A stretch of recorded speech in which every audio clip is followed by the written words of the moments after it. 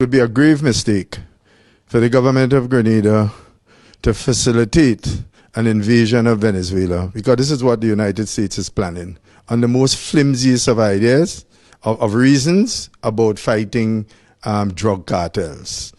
The Caribbean, going back many, many years ago, T.A. Marichal had always been seen.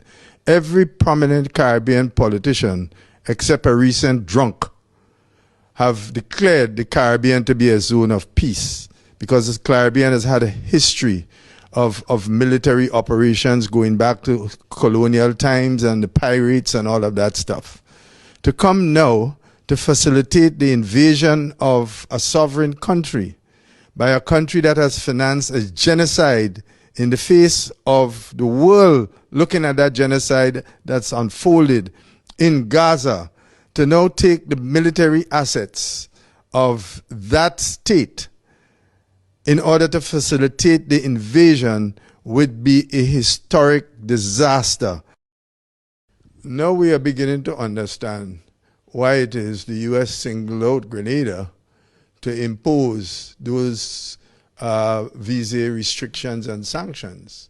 It may be softening up Grenada for what is to come now.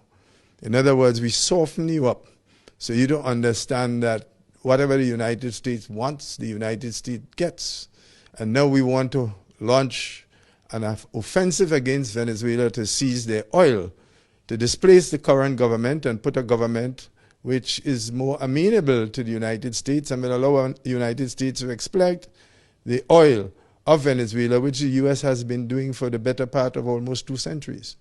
With all this oil, Venezuela has remained, large sections of the society has remained poor. So the ruling class in Venezuela, living under the protection of the United States, was essentially to facilitate the exploitation of the Venezuelan resources. Right? So now we're beginning to understand what this play against Grenada always was. And the real intention of this play has nothing to do with what Minister Cornwall said.